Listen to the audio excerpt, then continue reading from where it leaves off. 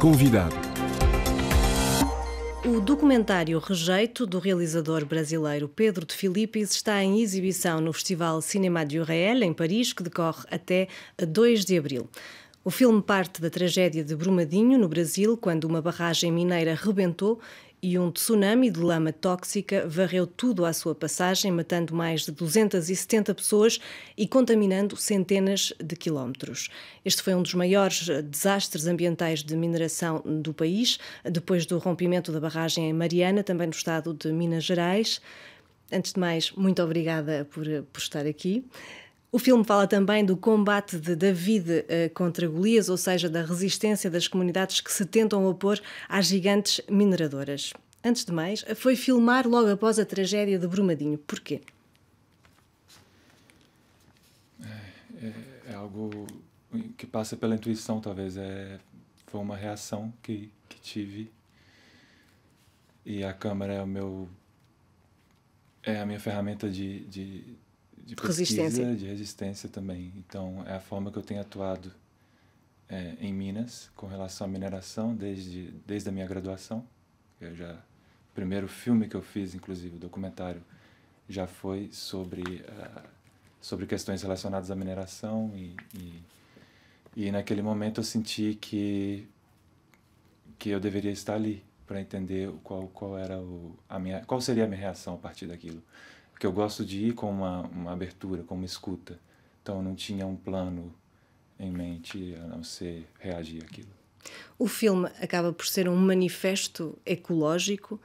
Que ambição e até onde espera ser ouvido?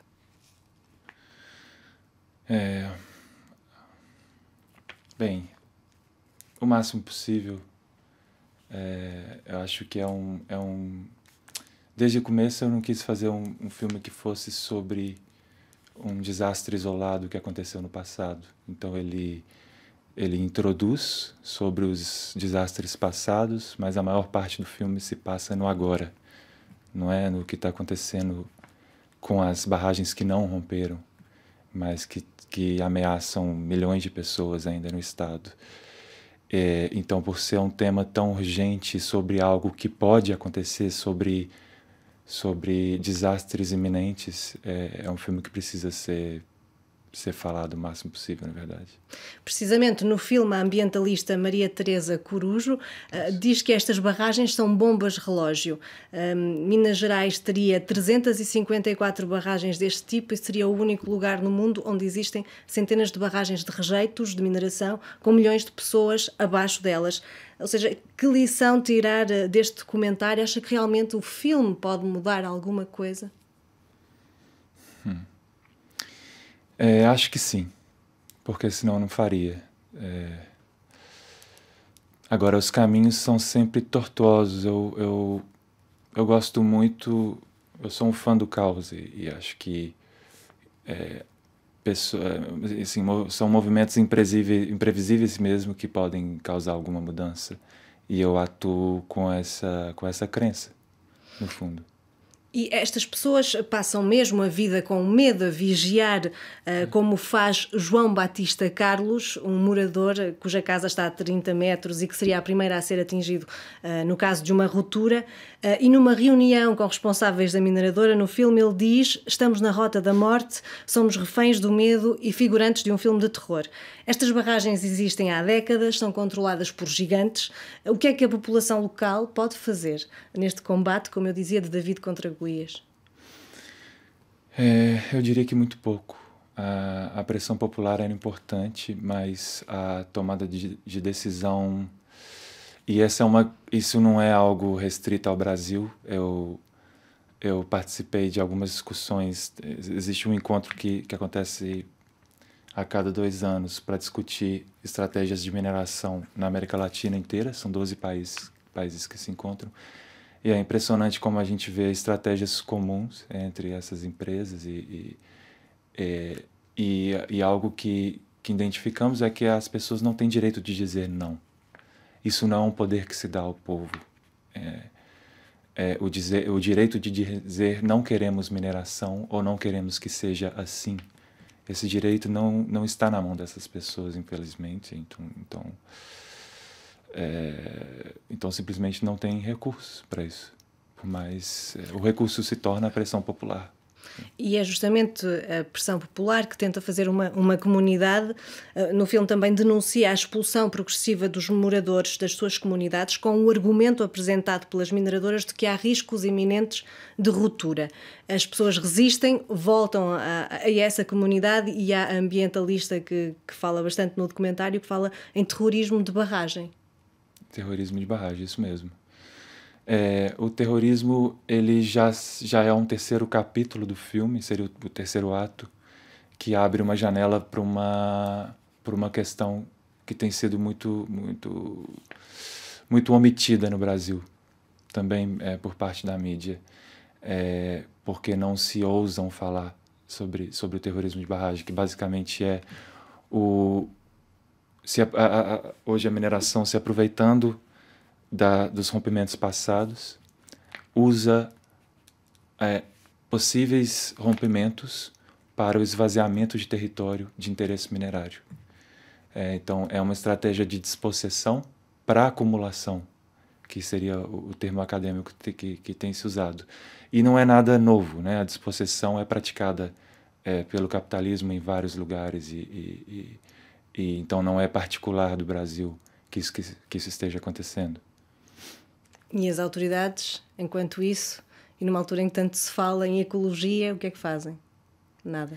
Bem, as autoridades, se a gente fala governo, o governo do Estado é extremamente conivente, até porque ele tem grandes interesses financeiros que essas multinacionais continuem operando do jeito que operam. Eu demorei algum tempo até perceber as imagens do genérico, que vão aparecendo ao longo do filme. Parecem belas pinturas abstratas de uma paisagem monumental, em tons pastéis, com uma pintura quase espessa. Quis brincar com a percepção do espectador até ele perceber que afinal aquilo não tem nada de abstrato, que essa paisagem são as ameaças, são as barragens que ameaçam ceder e que as comunidades são gotinhas indefesas face a esse mar de resíduos minerais que ameaça chegar.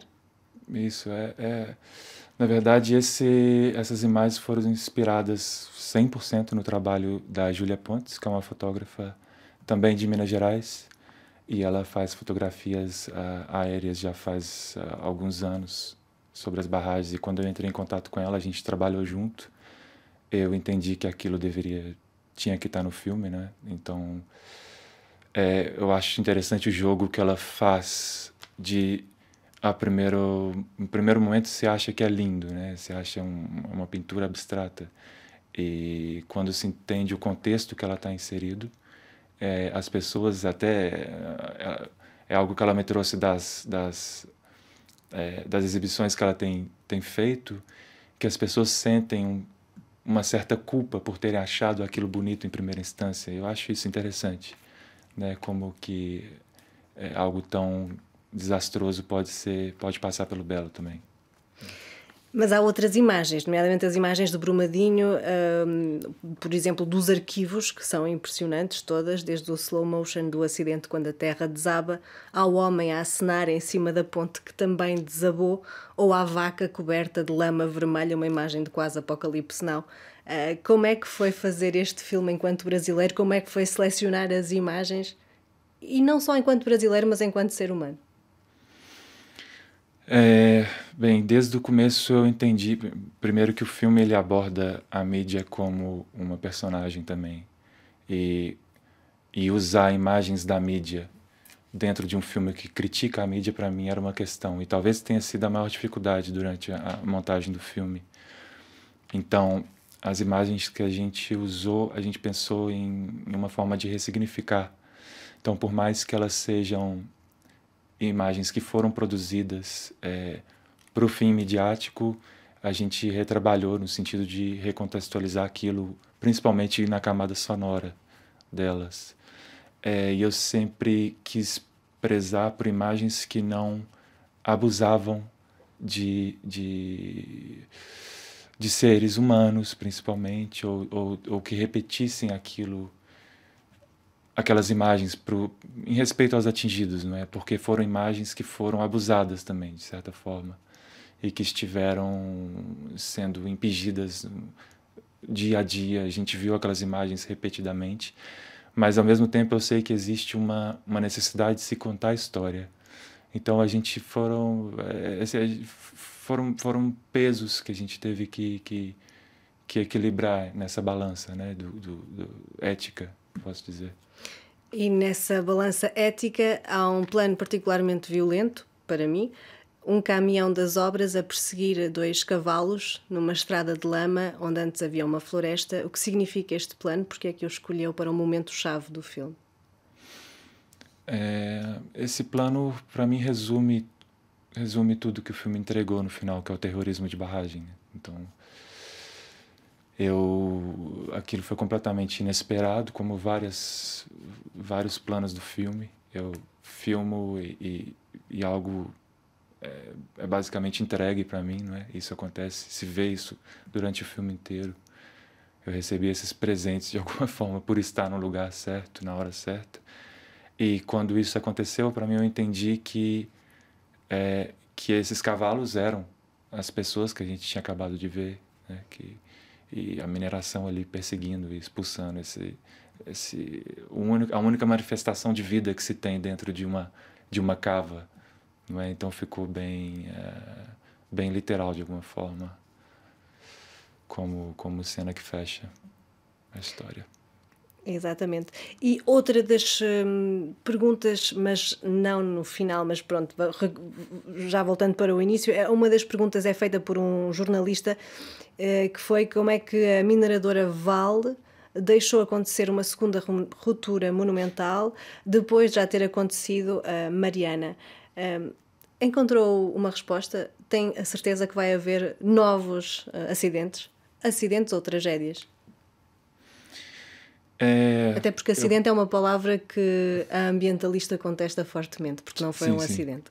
Acidente foi uma palavra-chave que a empresa escolheu para minimizar o impacto. Mas é algo também que a Maria Teresa fala e que eu gosto muito, vou citar aqui, que ela fala que é um desastre em curso.